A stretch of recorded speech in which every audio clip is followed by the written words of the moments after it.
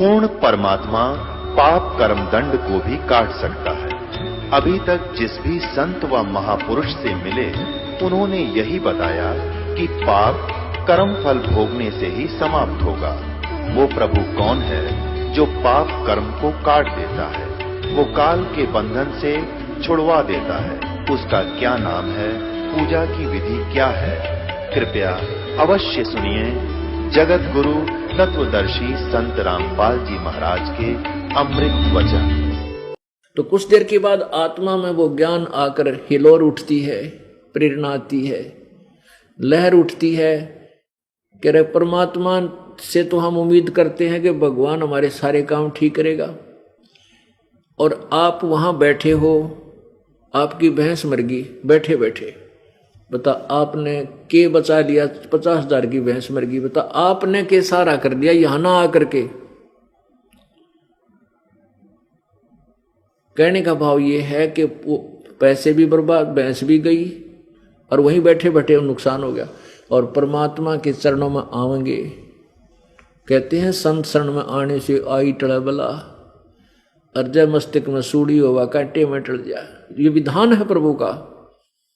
अब आदमी बीमार हो जाता है, काम भी छूट गया, पड़ा रहा उसमें हॉस्पिटल में, 15 दिन में छुट्टी मिली, 50,000 रुपये लाएंगे। और पुण्यात्माओं, आप जहाँ से कदम रखते हो ना इस भगवान के दरबार के लिए, वहीं से आपके पुण्य शुरू हो जाते हैं। जो आपका किराया आने जाने में लगता है, ये पुण्य में लगता है आपका। ये भी पुण्य में काउंट होता है, ये आपका धर्म में गिना जाता है। तो ये सभी मिलकर आपको बहुत ही लाभ देता है।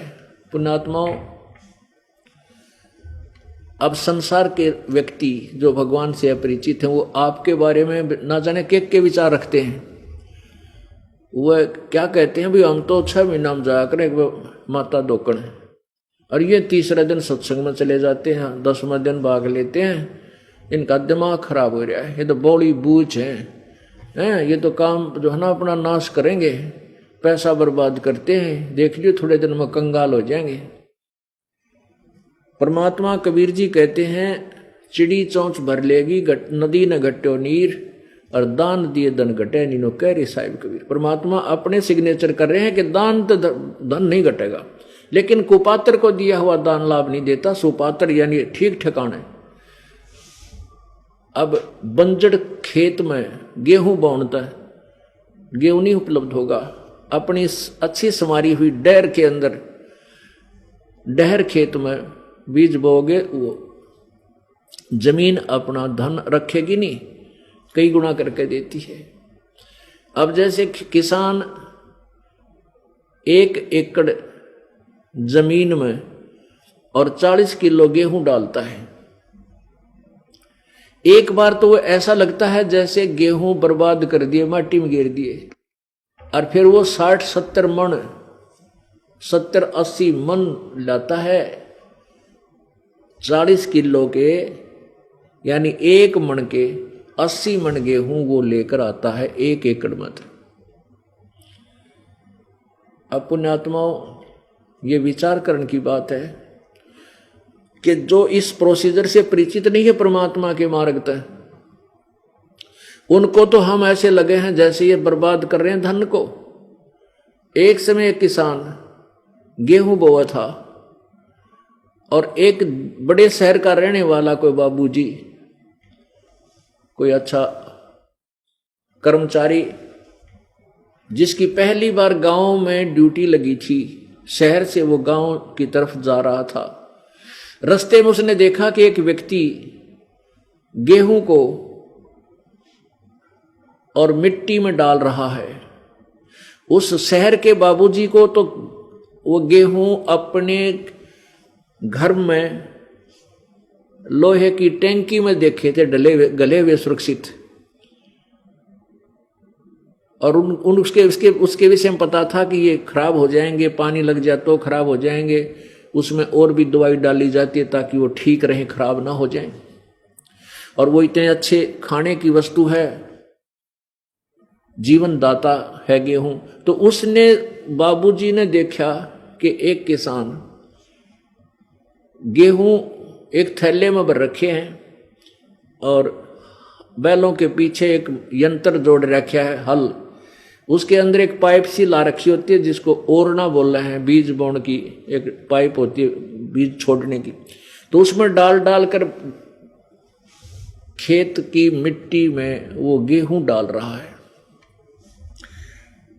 अब उस शहर के व्यक्ति ने सोचा भाई यू आदमी मेंटल तो नहीं है, इतनी अच्छे खाने की चीज को और माटी में गिरने लग रहा है, इसका दिमाग खराब हो रहा है। वो खड़ा होकर कहने लगा भाई रुकना, भाई रुकना भगत, भाई क्या कर रहा है तू ये?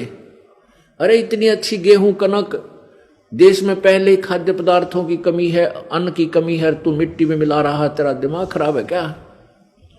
क्यों बर्बाद कर रहा है इस इतने अच्छे गेहूं को? अब वो किसान ने सोचा यू बंदर कितना आ गया, यू मुझे शिक्षा दे रहा है। तो किसान बोला बाबूजी मैं मिट्टी में गेहूं को बर्बाद नहीं कर रहा, मिट्टी में डालकर आबाद कर रहा हूं। ये बर्बाद नहीं हो रहा, ये मुझे आबाद करेगा। अब बाबूजी ने सोचा भैया अच्छा ये कैसे आबाद करेगा तुझे, तो खराब कर रहा है, ये तो खराब हो जाएगी। हमारे घर में ना लोहे की टैंकी में रखते हैं हम, और उसमें भी इसमें कीड़े लग जाते हैं, आप मिट्टी में डालकर कहते हो आबाद करेगा।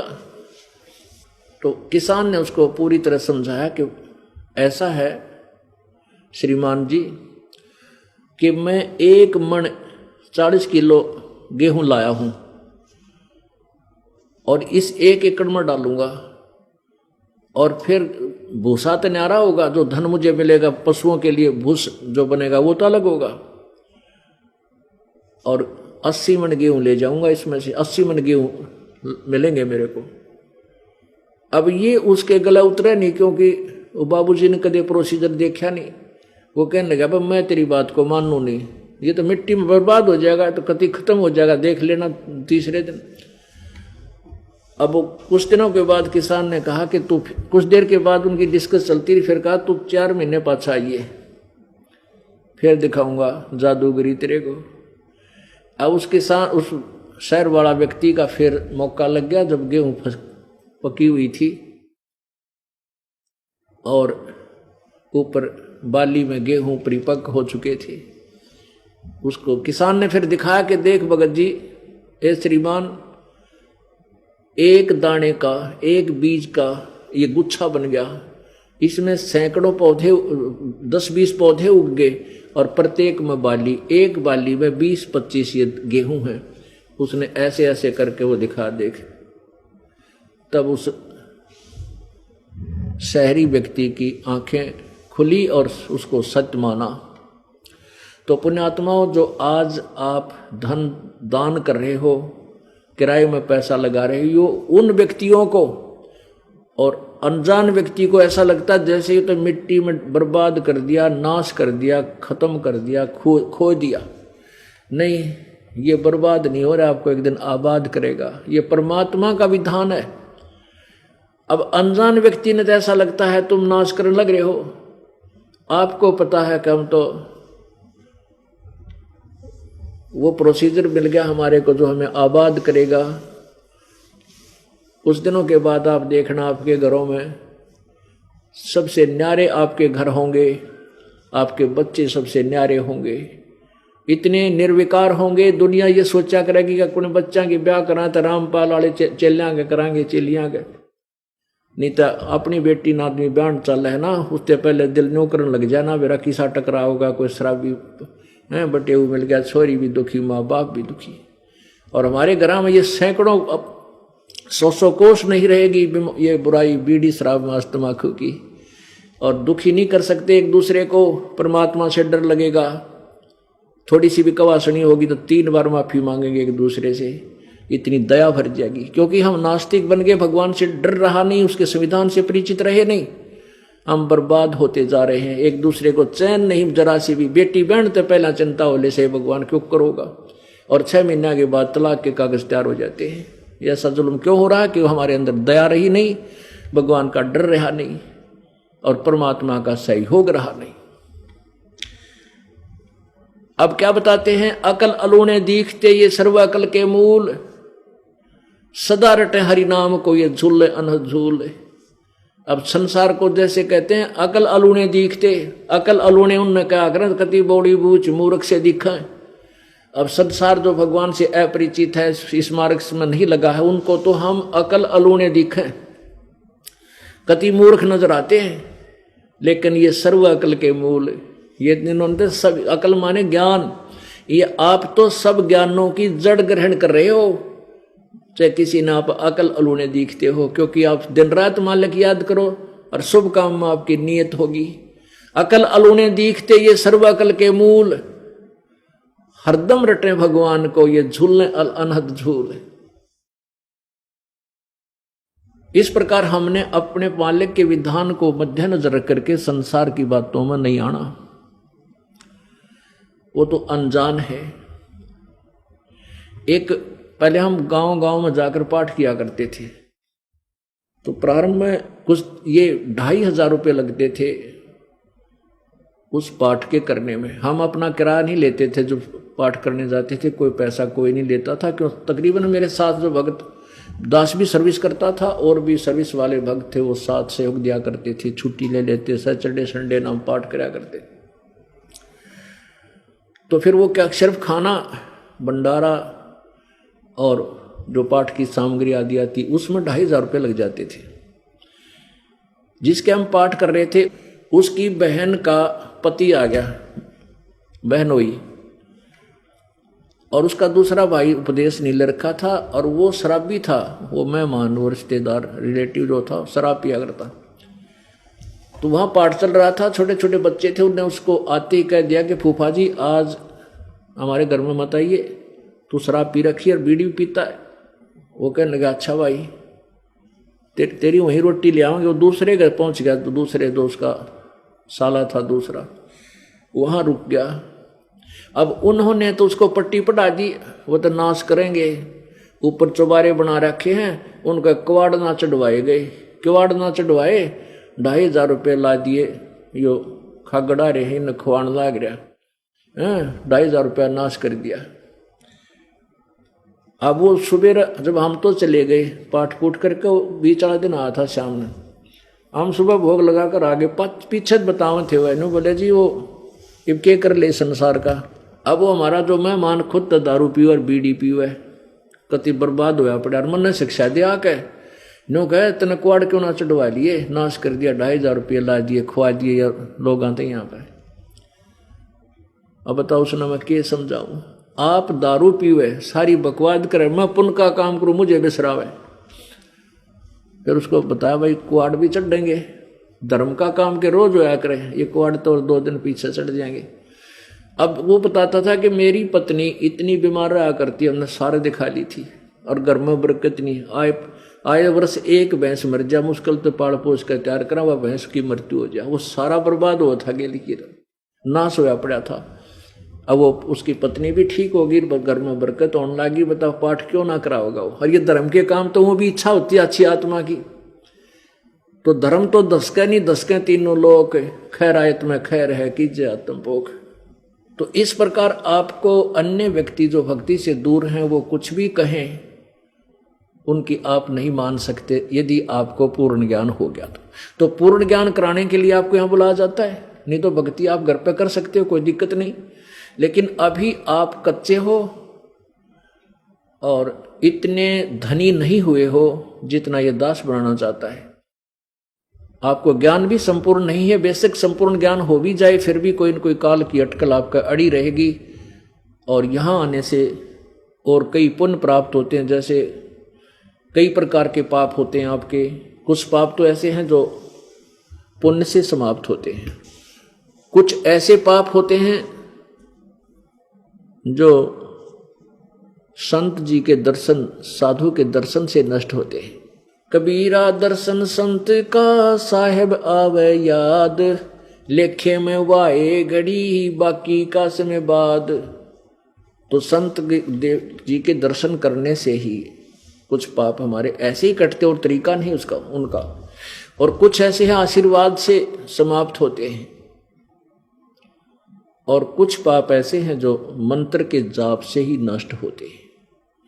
तो हमने जैसे ही कपड़ा मैला हो गया हमारा, कमीज ये कुर्ता, अब कुछ तो ऐसे मैल हैं पानी में डालते हैं मिट्टी उतर जाएगी, कुछ ऐसा मैल है कि ये कलर का लग जाता है उस साबुन से और से ही उतरता है, कुछ ऐसा मैल है कि ड्राई क्लीन से ही उतरेगा।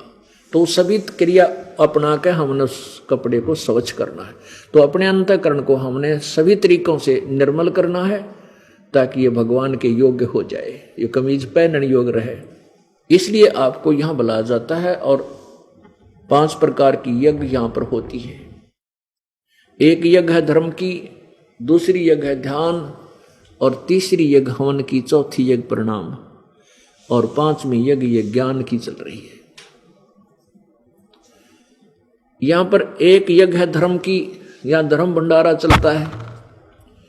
आप किसी भी समय आते हो, रात्रि में, दिन में, दोपहर में, ये सदा व्रत कबीर भगवान का आपको चलता मिलेगा। इस 4 द्वारी के अंदर आने के बाद आपको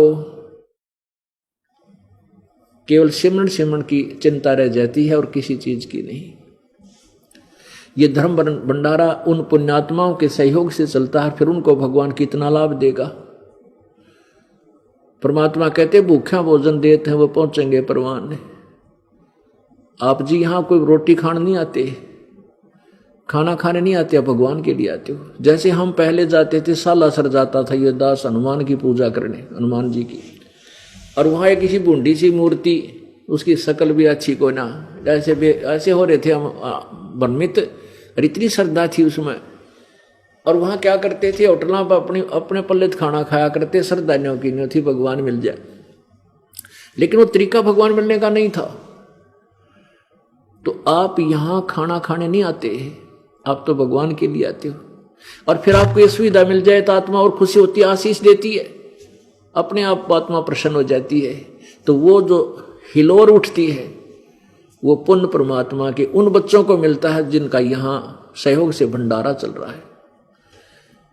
और ये सभी दान, जैसे पंखे लगे हैं, ट्यूब जग रही है, मैट बिछा रखे, शेड बनाया, ये सारा धर्म और पुण्य ही, ये सब पैसा पुण्य से ही बना हुआ होता है।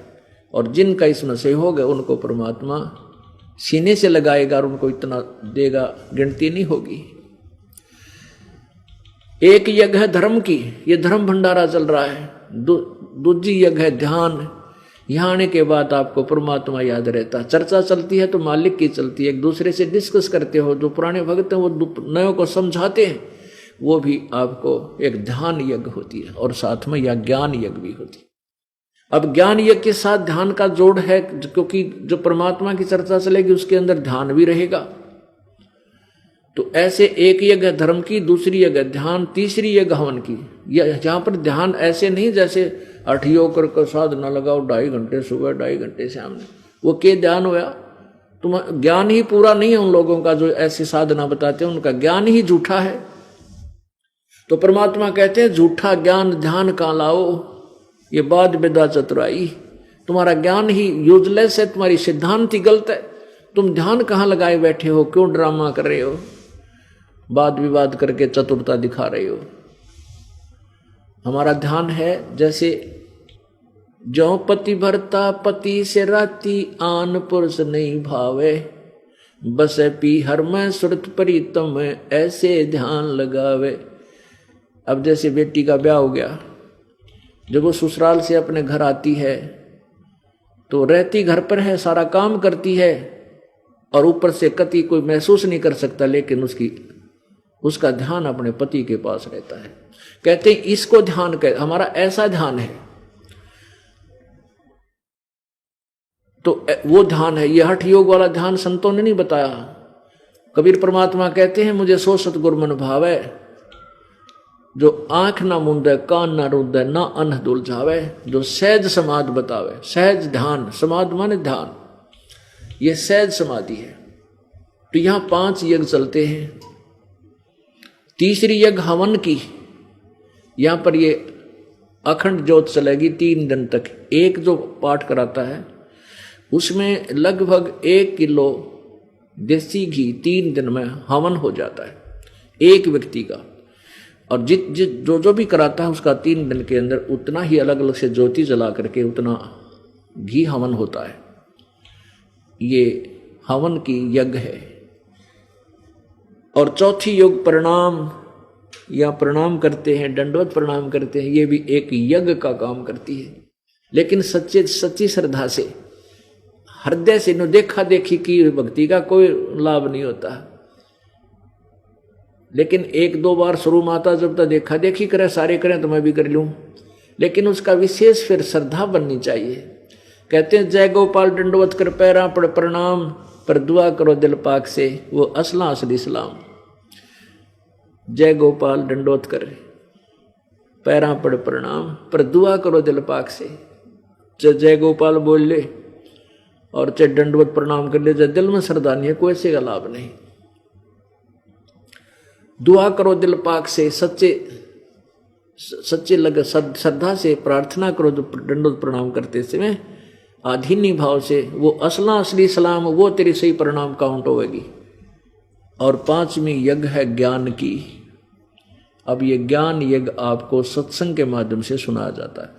आपको सत्संग में पहले भी बताया, ये धार्मिक यज्ञ जो हैं ये केवल ग्लूकोज का काम करेंगे, और रोग काटने की का दवाई जो है कैप्सूल और टैबलेट्स या अन्य ट्रीटमेंट सर्जरी, वो उस ग्लूकोज से अलग है। अब ग्लूकोज क्यों आवश्यक है? अब जैसे डॉक्टर के पास जो ही मरीज जाता है, अब वर्तमान में शक्ति किसी में रही कोई ना, क्योंकि आहार ऐसा हो गया, एक दिन बुखार चढ़ जाए, 3 दिन गोड्डे टूटे रहे, उठा जाना बैठा जा। आहार वो नहीं रहा जो पहले शक्तिशाली आहार था। अब दूध बेच दें सारा आहार की तरह, सूखी रोटी खावे, फिर डलडा वो कौन सा घी, वनस्पति घी प्रयोग करने लाएंगे, तो एक बुखार में गोड्डे टूट जाए, फिर वो 4 बोतल ग्लूकोज की चढ़े। अब जाती डॉक्टर देखता है कि पहले ग्लूकोज लगा देता है। ग्लूकोज से क्या होता कि शरीर खराब नहीं होता, लेकिन रोग नहीं कटता, शरीर को ताकत मिल जाती है। ताकत की जो है, शरीर को ग्लूकोज चढ़ाने से अन्य लाभ होता है शरीर को, लेकिन वो रोग नहीं कटता। जिस रोग से वो वीकनेस आई है, उस रोग के काटने की और टैबलेट्स, मेडिसिन यानी औषधि होती है। ऐसे ही ये जो ग्लूकोज आपके दान के लिए प्रेरित किया जाता है, आप योगों से वीक हो लिए, कति कमजोर हो गए, इतने पुण्य अक्षीण हो गए आपके कि आपको आते ग्लूकोज चढ़ाया जाता है। और फिर ये पहला मंत्र, फिर सतनाम, ये तीनों मंत्र, ये हैं वो रोग, जन्म मरण का रोग काटने के ये कैप्सूल हैं, ये अलग से दिए जाते हैं। अब जैसे पुण्यात्माओं पहले, जैसे ये मुसलमान धर्म के अंदर 5 बार नमाज करते हैं, ये बुरा नहीं है, अच्छा है, लेकिन कंप्लीट ट्रीटमेंट नहीं है। जैसे हिंदू धर्म के अंदर गीता जी का पाठ या वेदों का कोई मंत्र जाप करते हैं, ये गायत्री मंत्र बनाकर ओम नाम ला दिया, यजुर्वेद अध्याय नंबर 36 के मंत्र नंबर 3 का, और उस बार बार उस मंत्र के बार बार रिपीट करने से एक ज्ञान यज्ञ का फल मिलता है, लेकिन मोक्ष नहीं। गायत्री मंत्र ओम नहीं चाहिए उसके साथ लगाना, भूल के भी नहीं लगाना चाहिए, ये अज्ञानियों की बनाई हुई थ्योरी है। जब परमात्मा ने एक मंत्र बोल दिया अपने मुख से, उसके साथ और हम जोड़े हैं तो अपनी नालायक की सिद्ध कर रहे हैं। उतना ही बोलना चाहिए जितना भगवान ने उसमें लिख रखा है। जैसे किसी कंपनी ने एक पिस्टन बना के दे रखा है किसी मोटर गाड़ी का, मोटरसाइकिल का, स्कूटर का, और उसके साथ कोई अपनी समझदारी उसका नट वेल्ड कर देता है, और देखो अब कितना सुंदर बन गया, उसने बिगाड़ दिया, वो किससे काम का ना छोड़ा। वो मंत्र बुरा नहीं, लेकिन इस परमात्मा के उस मंत्र के साथ लगाना परमात्मा की बेइज्जती करना, इंसल्ट करना है। तो उस भूर्भुवः स्वः तत्सवितुर यहां से शुरू होता है। इस मंत्र ना आप 100 बार, लाख बार रिपीट कर दो, क्या लाभ होगा? केवल ज्ञान यज्ञ का।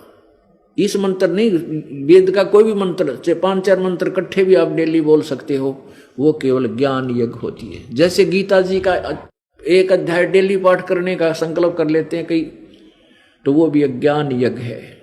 और यज्ञ का फल केवल ग्लूकोज है, मोक्ष नहीं है। जैसे गुरु ग्रंथ साहिब से कुछ वाणियां चुन करके एक जपजी साहिब बना रखे, उसका जाप करते हैं। तो वो ग्लूकोज का काम करती है, मोक्ष का नहीं, वो रोग काटने की बीमारी नहीं है। वो तो सतनाम है, वो अलग से कोई मंत्र है जो 2 अक्षर का है, जिसमें एक ओम मंत्र है, एक तत् मंत्र है जो गुप्त है, ये दास बताएगा। उन दोनों से मिलकर सत्यनाम बनता है, फिर सारनाम दिया जाता है। सार शब्द की प्राप्ति करके ये पूर्ण दीर्घ रोग काट दिया जाता है। तो इस प्रकार हम जो साधना करते थे वो साधना हमारी इनकम्प्लीट थी। जब तक हमें कंप्लीट ट्रीटमेंट नहीं मिलेगा ये रोग नहीं कट सकता। कौन सा? जन्म मृत्यु का रोग। और जब तक जन्म मृत्यु का रोग नहीं कटेगा, यहाँ से राष्ट्रपति बन लो, चाहे सारी पृथ्वी का पति बन लो, फिर मृत्यु होगी, फिर पशु बना पाओगा कि तक कर्माधार से फिर अन्य योनियों चला जाता है, पुण्य क्षीण हो जाते हैं। तो इस दीर्घ रोग को कटा के हम सतलोक चलेंगे। अब कई ये कहते हैं कि यह पृथ्वी खाली हो जाएगी जो सारे वहां चले गए। कमाल की बात, कोई नौका जेल खाली हो जाएगी जो सारे कैदी छूट गए थे, कोई बात हुई, आग लगो उस जेल का, जब पंडा छूट जाता है।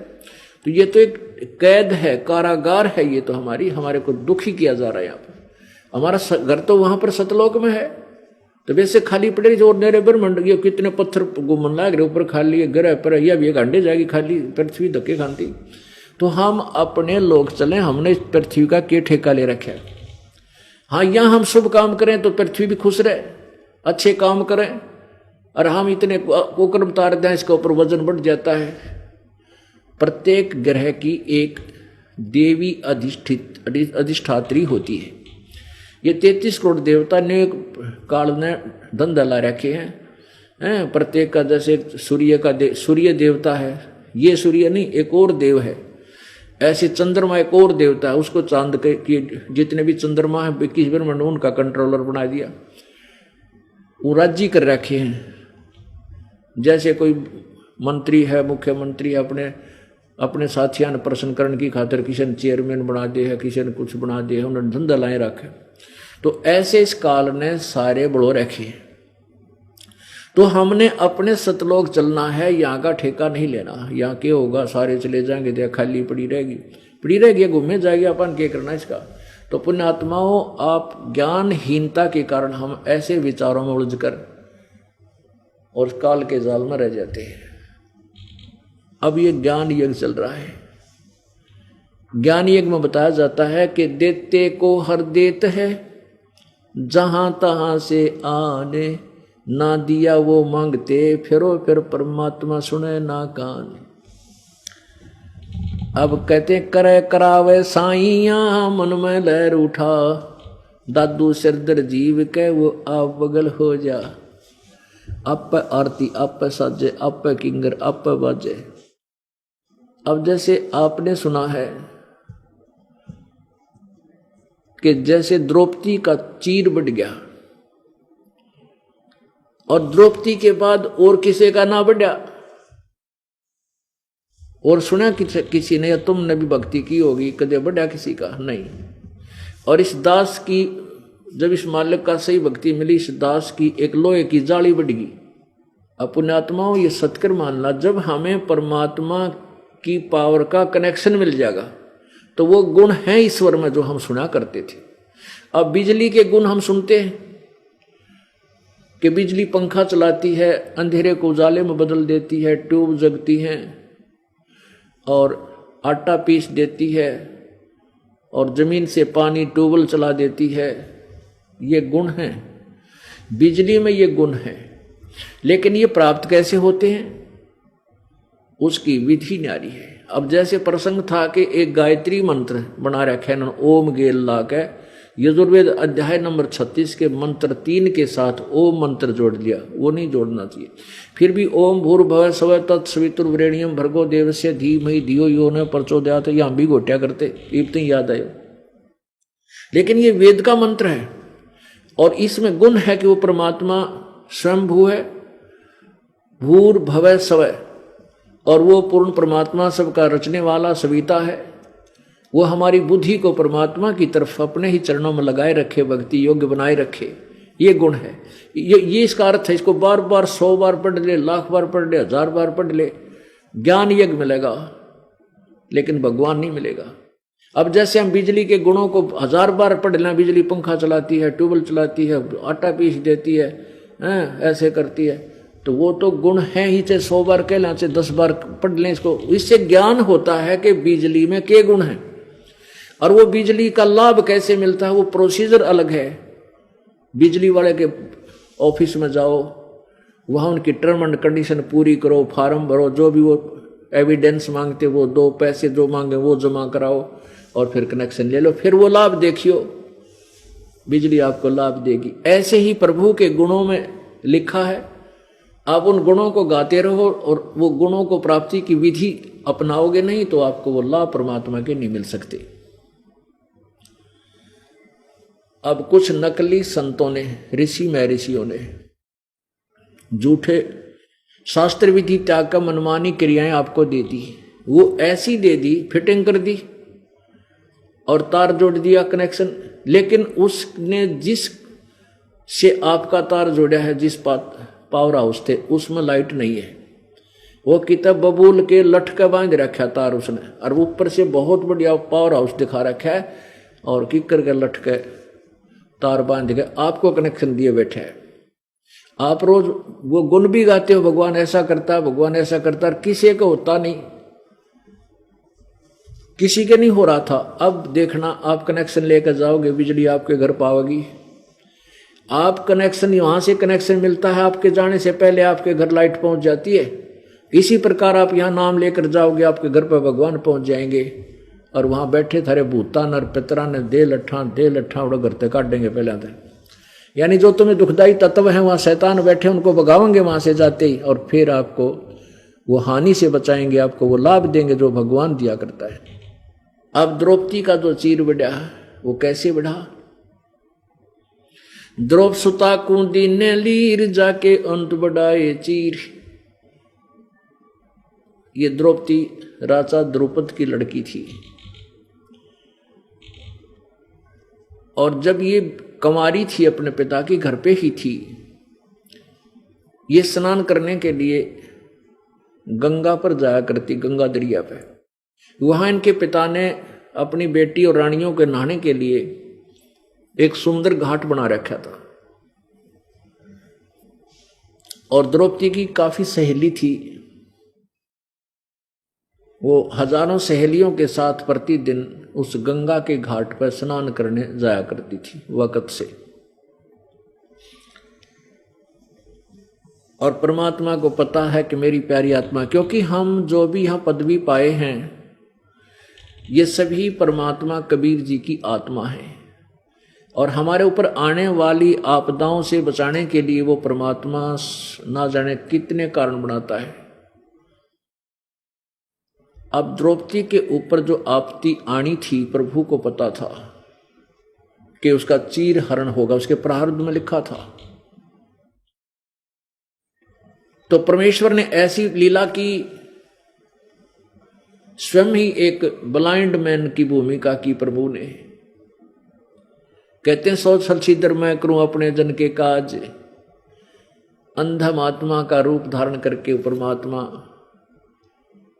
उस गंगा के जल में स्नान करने लग गए।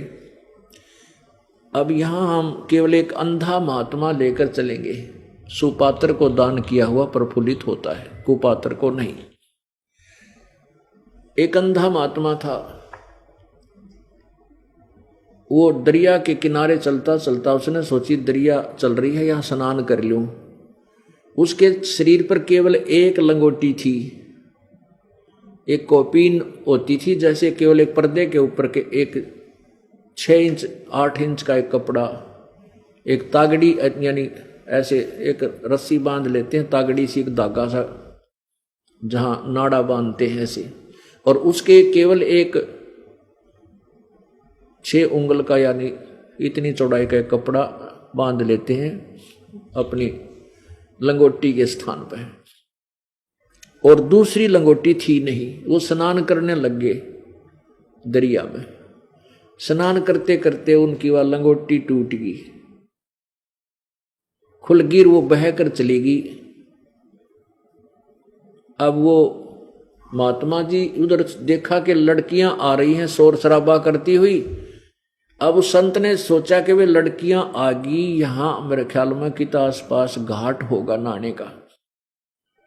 अब वो संत जब पहले थोड़े पानी में था तो गहरे पानी में चला गया, गर्दन से थोड़ा सा नीचे तक, इस श्रम के मारे कि कहीं मैं नंगा हूं, निवस्त्र हो गया हूं और लड़कियां आऊंगी तो मुझे शर्म लगेगी, क्या कहेंगी। अब क्या देखा कि वो लड़कियां आई, जो घाट वहां से लगभग 100 फुट की दूरी पर था, वो स्नान करने की तैयारी करने लगी। द्रौपदी की नजर उस संत के ऊपर पड़ गई। अब कहते हैं साधु दर्शन राम का मुख पर बसे सुहाग, दर्श उन्हीं को होते हैं जिनके पूर्ण भाग। अब संत परमात्मा का ही स्वरूप माना जाता जब संत होता है। अब जो पुण्यात्मा होती है साधु भक्त को देखकर बड़ी प्रसन्न होती है और सोचता है कि मैं इनसे बात करूंगा, भगवान की सब चर्चा करूंगा। अब द्रौपदी के मन में आई कि साधु है, स्नान कर रहा है और हम भी नहा लेती हैं जल्दी सी, फिर महात्मा के साथ परमात्मा की चर्चा करेंगे, इनसे प्रभु के विषय में जानकारी प्राप्त करेंगे। अब द्रौपदी स्नान करने लगी। स्नान स्नून करके जब वह बाहर आई, खूब नहाई धोई, नदी में खूब उछल कूद करी और भूल भाल गई। वह फिर आध घंटे में जब नहा धोकर बाहर निकली तब उसको फिर साधु दिखाई दिया। वो हो महाराज जी तो अभी नहा ही रहा है, बाहर आया नहीं है। फिर उसने ध्यान से देखा कि महात्मा नहा नहीं रहा है, ये तो कोई वस्तु ढूंढ रहा है, जैसे हाथ मार रहा है। फिर उसने देखा कि महात्मा जी तो निवस्त्र है और बाहर कोई वस्त्र है नहीं, ये शर्म के मारे बाहर नहीं निकल रहा, इसके पास कोई कपड़ा को नहीं। तो द्रौपदी ने क्या किया, अब देखो पुण्यात्माओं, इसको कहते हैं ज्ञान, और कहते हैं बैराग नाम है त्याग का 5-25 माह। अब कहते हैं काम क्रोध लोभ मोह अहंकार, ये जो पांचों हैं इन्हीं का इनकी दिशा बदल ले। हम लोभ करें तो ऐसा करें, कैसे करें। अब द्रौपदी ने देखा महात्मा निवस्त्र है और उसको ज्ञान इतना तो पता ही था कि मैं धर्म करूंगी तो मुझे मिलेगा, नहीं तो वो अपनी सहेलियों को भी कह सकती, नौकरानियों को भी कह सकती थी कि इसको एक साड़ी का टुकड़ा दे दो महात्मा को। और बांधी तो एक राजा की लड़की के कहने से नौकरानियां तो पूरी साड़ी की साड़ी घेर देख जाते, 2 देवेगी। लेकिन नहीं, यहां ज्ञान में लोभ करना ऐसे सिखाया प्रभु ने, ज्ञान ने, कि द्रौपदी के मन में था कि मैं दान करूंगी मुझे मिलेगा, ये करेंगी इनको मिलेगा, इनको चांस क्यों दूं, बेईमान ना करे, लोभ करे तो ऐसा करे। उस लड़की ने, राजा की लड़की देखो कितना सुंदर साड़ी पहन रही होगी, कितनी कीमती होगी। जैसे हम अपने बेटे बेटी को स्कूल भेजते हैं या कपड़े लाते हैं, हम चाहे मैले कुचले किसी पहन रहे हैं फटे पुराने, पर अपने बच्चों को बहुत अच्छा वस्त्र ला कर देते हैं, अच्छे कीमती, जितनी हमारी सामर्थ्य है। तो ऐसे राजा की लड़की की कितनी सुंदर साड़ी होगी, कितनी कीमती होगी। लड़की ने आव देखा ना ताव देखा, अपनी साड़ी में तो एक बिलात, एक गट यानी 8-9 इंच का कपड़ा नो पड़ा, एक लीर सी, और दरिया में डाल दी कि महाराज जी का हाथ लग जाए, क्योंकि वो जिधर जल जा रहा था बहता हुआ, उस साइड में 100 फुट नीचे था, नहा रहा था जल में। अब वो महात्मा को दिखाई नहीं दे रहा था, अंधे थे। वो जो है वो साड़ी का टुकड़ा दूर से निकल गया। लड़की ने एक और पाड़ा, फिर वह दी 7-8। अब देखो 2 गिट में कितना कपड़ा चला जाता है, ऐसे 4 फिर 8, यानी आधे से ज्यादा साड़ी फाड़ कर डाल दी, फाड़ कर डाल दी, लेकिन महात्मा का हाथ लगी नहीं।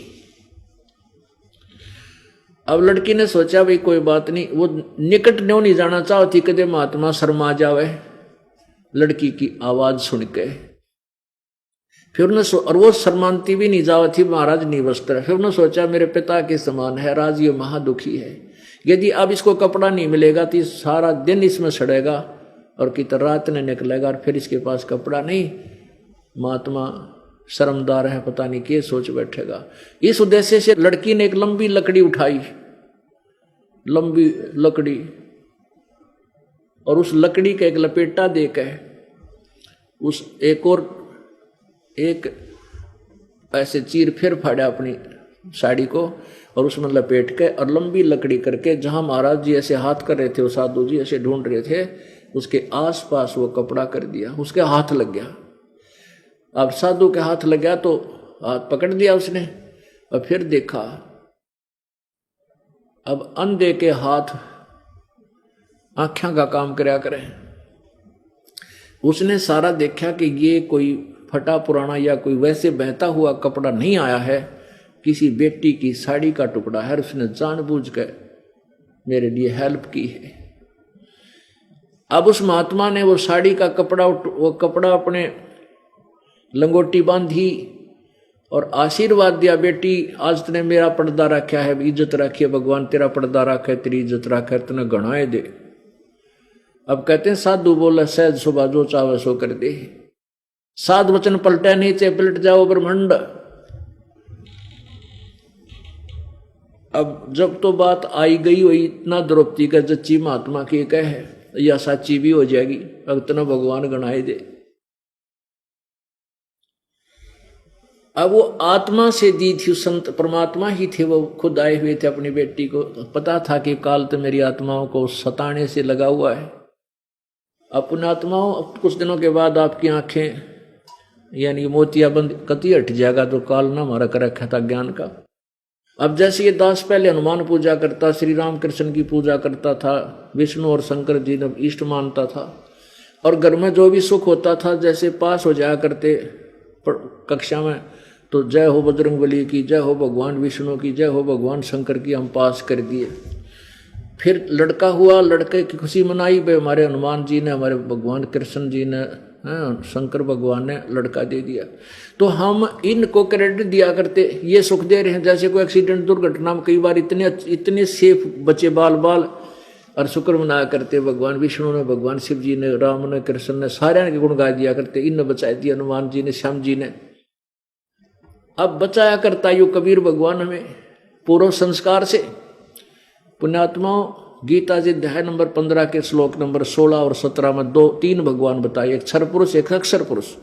ये दोनों नाशवान, इनके शरीर भी नाशवान, के प्राणी भी नाशवान, इनके लोगों के। फिर 17वें श्लोक में कहा कि उत्तम पुरुष तो अन्य परमात्मा उदाहरते, वो पुरुषोत्तम उत्तम पुरुष सबसे श्रेष्ठ भगवान तो कोई और ही है जिसको भगवान कहा जाता है, परमात्मा कहा जाता है।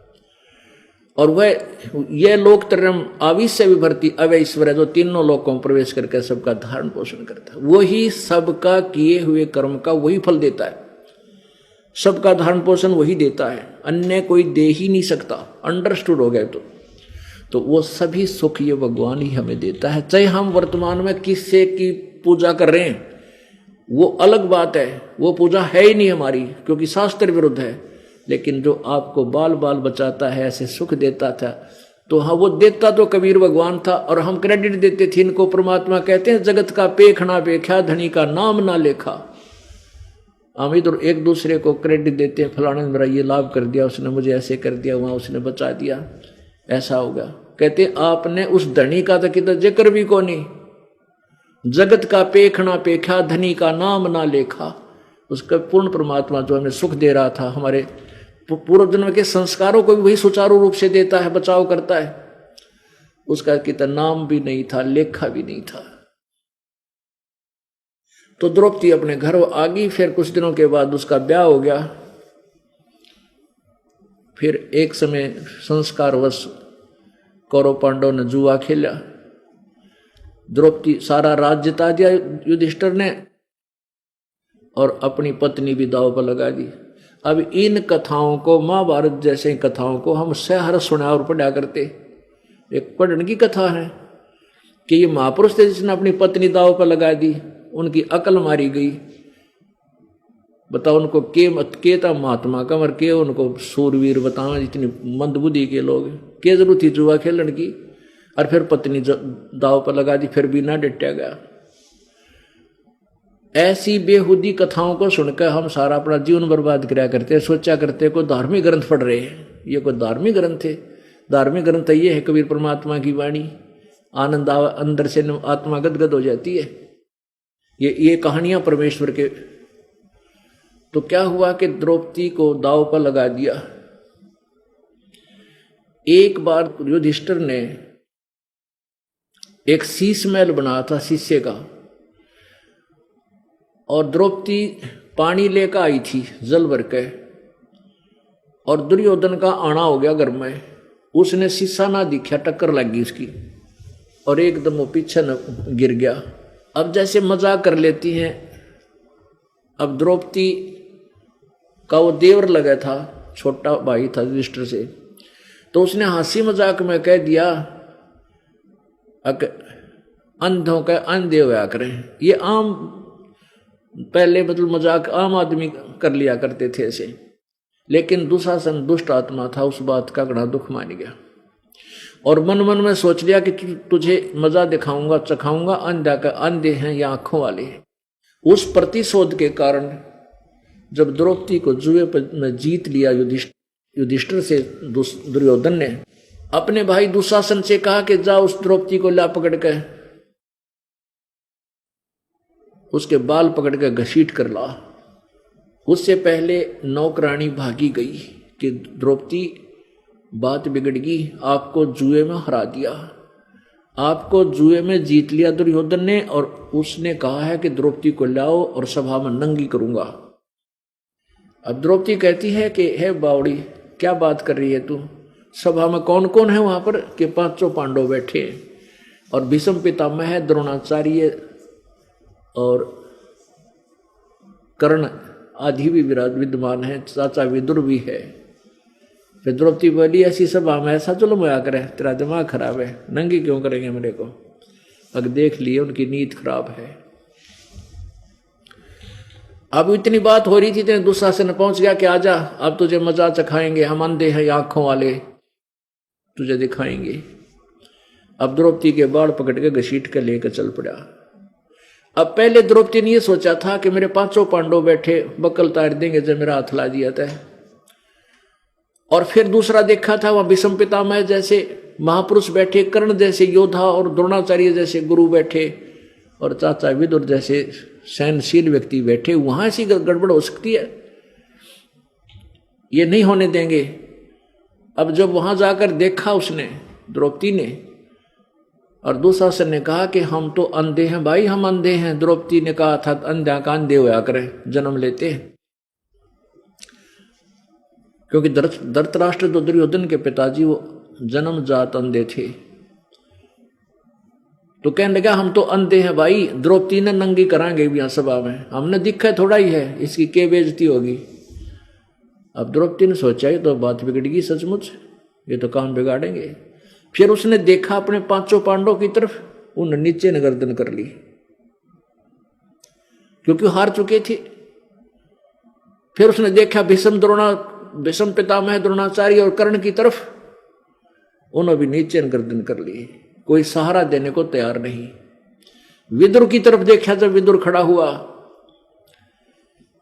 विदुर ने कहा कि भले मनसो दुर्योधन कुछ विवेक से काम ले बेटा, तुम किसकी बेइज्जती कर रहे हो? अपने भाई की पत्नी को सरेआम तो नंगा करने जा रहा है, तो अपनी बेइज्जती खुद कर रहा है। एक कुल एक परिवारा, विदुर कहे ये बंदू थारा, एक कुल एक परिवारा। विदुर के मुख पर लगा थपेड़ा कि तू तो है इन पांडवों का चेहरा। अब दुशासन ने अपने चाचा विदुर का थप्पड़ मारा, ने बोला तू तो इनका चमचा है, पांडवा का इन्हीं की ओर बोलता सदा। और विदुर ने कहा था कि ये तुम्हारा भाई है, एक का कुल थारा एक का परिवार, किसकी बेइज्जती कर रहे हो नालायक को, ये क्यों गलती करते हो, ऐसा मत करो। विदुर के मुख पर लगा थपेरा, तू तो है पांडवों का चेहरा, तू तो है बांदी का जाया। ये सब दुशासन ने कहे, तू तो बांदी ते पैदा हुआ था, बांदी का ना गुलाम, इसलिए गुलाम वाली बात करे है। तो इस पॉइंट पे भीष्म, द्रोण और कर्ण मुस्काया। और तेरा गजब भैया। ये देख लो हमारे पंचायती भीष्म पितामह द्रोणाचार्य और वो गुरु और कर्ण जैसे योद्धा, उन्हें धमकाना चाहिए था उस नालायक दुशासन को। खबरदार चाचा पात उठा दिया, नीच तने जुल्म कर दिया। और उन तीनों में से एक भी खड़ा हो जाता, इतने सूरवीर थे वो। दुशासन के हिम्मत नहीं थी द्रौपदी तक उंगली कर दे, लेकिन दुशासन के मलिन अन्न को खाकर उनकी बुद्धि भ्रष्ट हो गई थी तीनों की, भीष्म पितामह द्रोणाचार्य और कर्ण की। जब दुशासन ने ये शब्द कहा कि तू तो है बांदी का जाया, भीष्म पितामह और करुण मुस्काया। कर्ण आसन लागे दांदरे का डंडा गया। अरे थरा गजब हो, तुम पंचायती हो। विदुर उठकर चला गया। ये एक सच्चे पंचायती की नीति होनी चाहिए, कहे तो सत्य कहे, नहीं माना तो सभा त्याग देनी चाहिए, अन्याय को देखना नहीं चाहिए। विदुर उठकर चला गया। अपने आत्माओं, ये इस एक सटोरी में कई बात सुलझेंगी, कई शंका का समाधान बनेगा।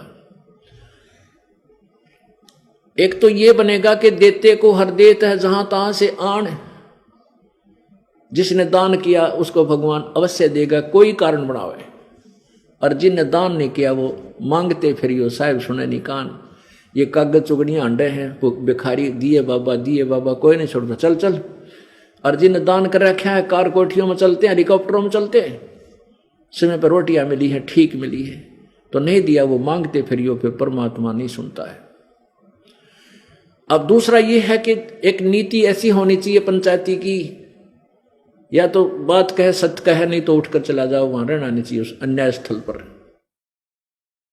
और फिर तीसरी ये सिद्ध करी परमात्मा ने कि जब तक हम संसार को अपना सहयोगी मानते हैं, परमात्मा दूर रहता है। जब हम संसार से हटकर एक मालिक पर आसरा करते हैं, परमात्मा तेरे बिना हमारा कोई नहीं। जब द्रौपदी ने देखा कि तो सब बंधे पड़े हैं, भीष्म पितामह द्रोणाचार्य और कर्ण की आज ये नीति, ये दांतरे निकाल रहे, हंस रहे, इन्होंने मेरी इज्जत की चिंता नहीं और यहां बैठी हरियो नंगी करने को तैयार हो गया है, तो उनकी क्या नीत होगी आप सोच सकते हैं। उनके दिल में कितना दोष बना होगा। नहीं तो किसी लड़की को नंगा कर ना बोला तो उठ कर चला जाना चाहिए, अगर उन्हें शर्म थी तो। उनके दिल में दोष था। अब तब द्रौपदी उधर पांडवों की तरफ देखा, वो 5 नौकर गए नीचे ने, क्योंकि वो हार चुके, बंधन मर्यादा में बंध गए।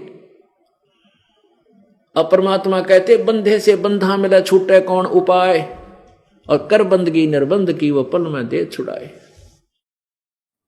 अब जैसे 4-5 व्यक्ति न्यो बांध रखे पाछे तात करके किसी वृक्षों के, और एक बंदे हवा दूसरे ने कहता तो मुझे खोल दे, वो कहता मुझे खोल दे, वो नहीं खोल सकते।